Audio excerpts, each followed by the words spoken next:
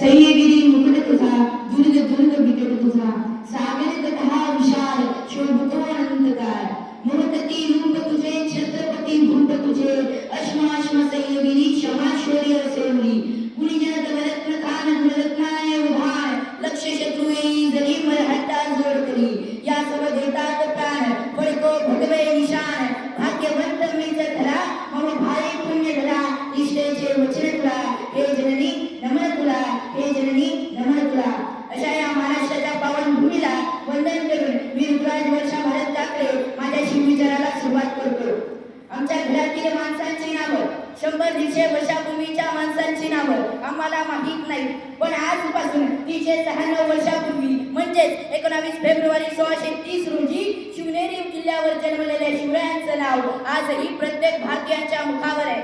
हे नाव घेतलं तर आमचं रक्त सळसळत, सळसळणारे रक्त उसळत, उसळणारे रक्त उगत, उगळणारे रक्त आमच्या धमन्यातून नसातून वाऱ्याच्या वेगानं व्हायला लागतं.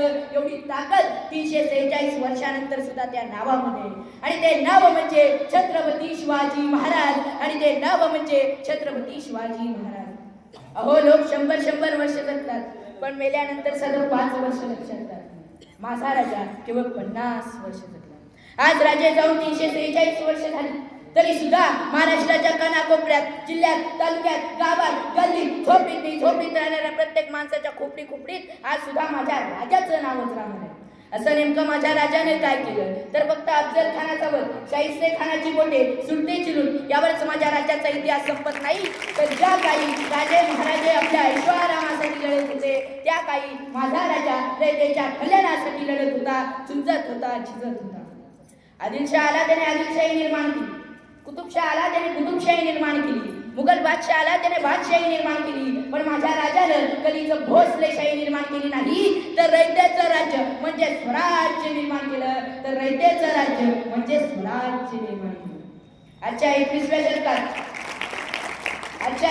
शतकात आपण साधी मांजर जरी आडवी गेली ना, तरी सुद्धा आपण आपली वाट बदलतो. 450 वर्षापूर्वी शिवरायांना आदिलशाह, कुतुबशाह, मुघल बादशाह यांसारख्या कितीतरी मांजरी आडवे गेल्या, परंतु शिवरायांनी आपली वाट बदलली नाही, तर साऱ्यांची वाट लावली. कारण शिवराय जाणून होते, स्वतःच्या मनगटावर विश्वास असणाऱ्याला दुसऱ्याच्या सामर्थ्याची भीती कधीच वाटत नाही, आणि अशा सामर्थ्याला हरवण्याचं धाडस नियती सुद्धा करू शकत नाही, नियती सुद्धा करू शकत नाही. शिवरायांपूर्वी अनेक राजे आले तसे निघून गेले. कुणी गिरिदुर्ग उभे केले, कुणी जलदुर्ग उभे केले, पण माझ्या राजानं नलदुर्ग उभे केले. ते म्हणजे तानाजी, बाजी, येसाजी यांसारखे काही निष्ठावंत व्हावे. म्हणून तर तानाजी म्हणतात, आधी लग्न कोंढाण्याचं मग माझ्या रायबाचं.